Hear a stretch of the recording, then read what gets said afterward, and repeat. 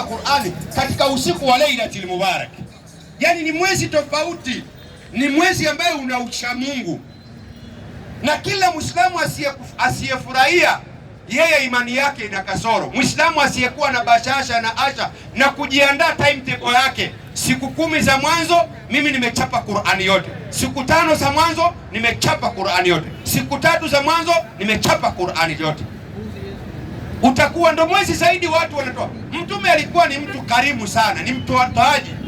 Akiwa kwa siku zingine kwa mwezi anatoa shilingi 100 ama 1000, mfano mwezi wa Ramadhani anatoa kila siku 3000.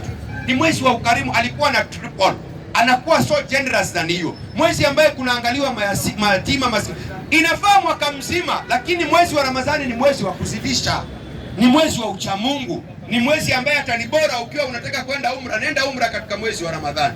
Haijamaanisha kwenda umra miezi mingine haisui, hapana, inasui, lakini daraja ya mwezi wa Ramadhani iko juu. Ni mwezi ambaye una uchamungu, ni mwezi ambaye una utukufu, ni mwezi ambaye Mwenyezi Mungu ameubariki. Na sisi tunaona kama mambo ni kawaida. Unapochukulia ibada kama kawaida, kama kawaidi, ni kawaida, sio ni ibada, sio ni amri ya Mungu, ni jambo ambalo ulijikuta wazee wako wakifanya na umezoea kufanya. Ibada haifanywi kwa mazoea, ibada inafanywa kwa nia. Nia gani? Wama umiru illa liyabudu llaha mukhlisina lahu din. Inafaa umtakasie Mwenyezi Mungu. Unaposimama unasema lillahi ta'ala, unaswali kwa ajili ya Mungu kwa nia, ni amri aliyoamsha. Sio unazoea kuswali kwa sababu ni asili, mimi naenda kuswali ni kawaida, ni mazoea. Dini na ibada ya Uislamu haina mazoea, unafanya kwa nia, kwa amri ya Mwenyezi Mungu. Lakini sisi wengi mnavyoona ni kwa sababu elimu yetu iko chini. Unajua sisi ni watu awamu, inabidi tukae chini ya mashaka watufundishe. Hilo ndo mimi ninaloliona. Ndugu zangu katika imani, inafika wakati huu kama wa asili, ambaye dua zinakuwa ni mustajaba, lakini pia hata tukisema watu watoe sadaka, yani inakuwa ni kama jambo ambalo alhamdulillahi rabbil alamin arrahmanir rahim maliki yawmiddin iyyaka na'budu wa iyyaka nasta'in ihdinas siratal mustaqim siratal ladzina an'amta alayhim ghayril maghdubi alayhim waladdallin. Bismillahir rahmanir rahim. Allahu la ilaha illa huwal hayyul qayyum la ta'khudhuhu sinatun wa la nawm lahu ma fis samawati wa ma fil ard من ذا الذي يشفع عنده إلا بإذنه يعلم ما بين أيديهم وما خلفهم ولا يحيطون بشيء من علمه إلا بما شاء وسع كرسيه السماوات والأرض ولا يؤوده حفظهما وهو العلي العظيم. بسم الله الرحمن الرحيم. ألم نشرح لك صدرك ووضعنا عنك وزرك الذي أنقض ظهرك ورفعنا لك ذكرك فإن مع العسر يسرا إن مع العسر يسرا فإذا فرغت فانصب وإلى ربك فارغب. بسم الله الرحمن الرحيم. قل هو الله أحد الله الصمد لم يلد ولم يولد ولم يكن له كفوا أحد. Tunamwomba Mwenyezi Mungu dua zetu katika uwanja huu na wakati wa mwisho wa siku wala asri, Allah ajalie dua zetu ziwe mustajaba. Allah tubarikie, Allah tuhifadhi, Allah tupatie riziki ambayo ni halalan tayyiban. Mwenyezi Mungu atujalie rizqan wasia wa ilmun nafia wa amal mutakabbal.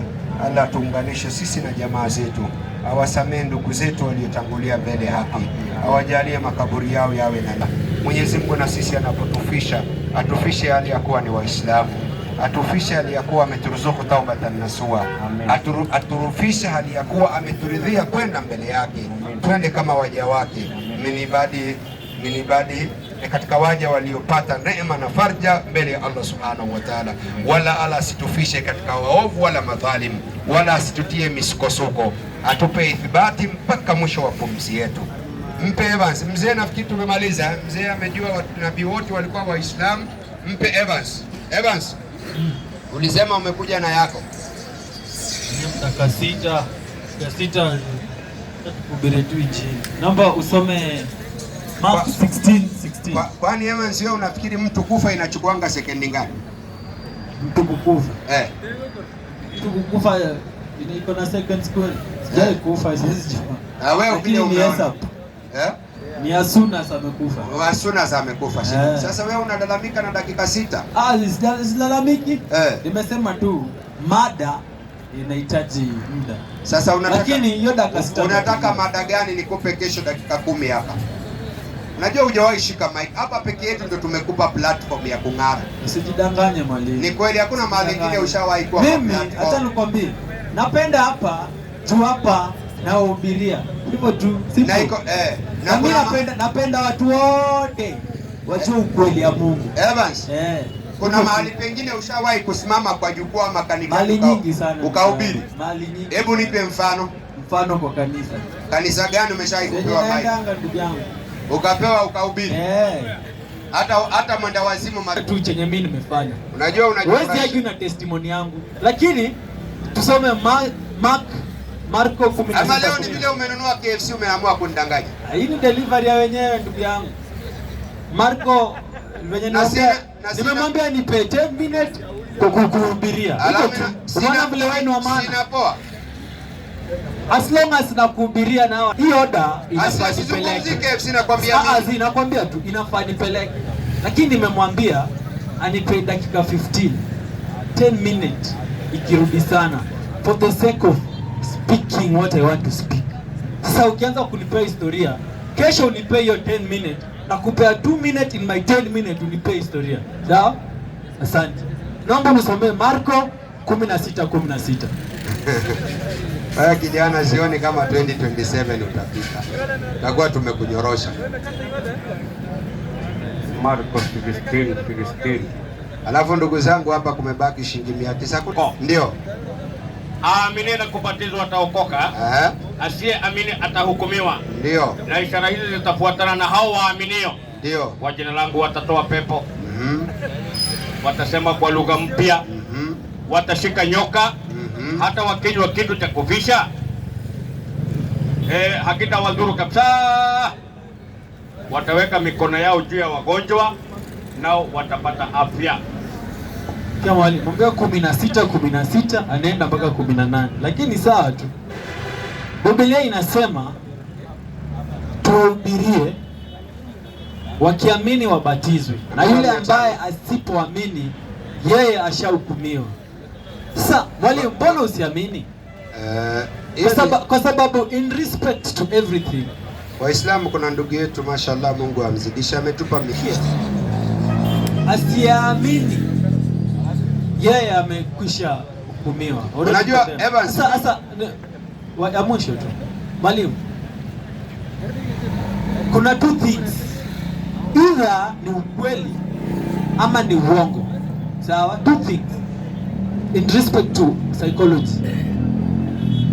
Kama ni uongo, sawa, mimi niko wrong, wewe uko right. Mwalimu, kama ni ukweli, wewe uko wrong, na Waislamu wote wataungua. Sasa mbona mwalimu msiamini? Asante.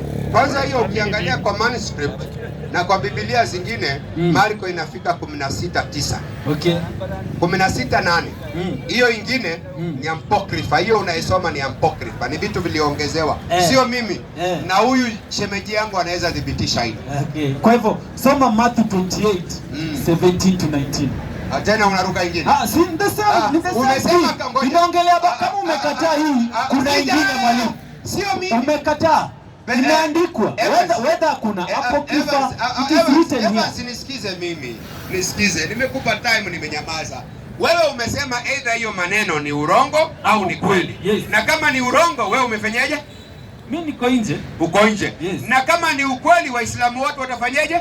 Wale wenye hawataamini wote. Nikakwambia hiyo maneno, na hata tukiweka hapa NIV inasema these words were not found in the earlier manuscript. Okay. Matthew 16:9 to kumalizia it was not found in apocrypha. Ni vitu vimewekewa kama kitabu ya Makabayo wa kwanza, wa pili, hekima ya Suleimani, Tobita na Baruku, zote wanasema ni apocrypha. They were not found in the earlier manuscript. Kwa hivyo, kwa hiyo dalili ulioitoa hiyo, ukitaka sisi tuamini, tunakuta hata Wakristo wenyewe wanasema ni nini? Haikuwa ambaye kitu ambacho hakikukua kinaitwaje? Sasa mwalimu, kitu ambacho kikukua kikaletwa kinaitwaje? Kinaitwaje mwalimu? Nataka uniambie. Ni ukweli ni urongo? Inaweza kuwa both, inaweza kuwa urongo au ukweli. Tunataka mwalimu. Mwalimu tulia. Qur'an ilikuwa wakati wa Yesu. Tulia. Qur'an ilikuwa wakati wa Yesu. Swali la kitoto. Sasa what are you saying? Hiyo swali ya kitoto. Kama iko kijinga. Twende Matthew kuweka Qur'ani. Qur'ani unaleta swali za Qur'ani imekuja wakati wa Nabii Muhammad na Muhammad. Tunaizungumzia Mathayo, ni Marko ulioitoa. Wakristo wenyewe ndo wanasema, sio sisi Waislamu. Sawa. Kwa sababu hata Injili haikukuwa wakati wa Musa, wala Injili haikukuwa wakati wa Zaburi, wala Zaburi haikukuwa wakati wa Torati. Tumeagree. Sasa tumeagree nini? Sasa tumeagree nini? Kulingana na wewe na kulingana na sikia. Sasa acha nimalize statement. Sawa. Sasa nataka usome Matthew 28. Utasoma siwezi soma Matthew mpaka unimalizie hii. Hii imesema usipoamini. Sawa? Ambaye nimekwambia. Tulia. Nimekwambia na ukitaka tunaweza kujadili. Umeniambia najua. Umesema na wewe unajua Biblia imesema aje? Biblia imesema aje? Marko inafika 16:8. Nimekosea nimepatia. Sasa mwalimu, si ndio hii hapa mwalimu inafika. Hata ukisoma kwenye maelezo ya nini? NIV kwa kuna NIV ya nini? NIV kwa This is really gani. Lakini mwalimu, that is not point of contention. It is. Point of what is the message here? No. What is the message here? You cannot sell us something that is apocryphal. No. Want us to believe. Kitu ambaye hakuna hata Wakristo wenyewe wameikataa. You cannot convince us. Sasa wewe ndio utaenda motoni. Tena wewe utachomeka kama sambusa. What is the message? He's talking about the message baptism. No. So, what is he talking about? He's talking about baptism. So if you think this one is wrong, let's go to another scripture. See whether it talks about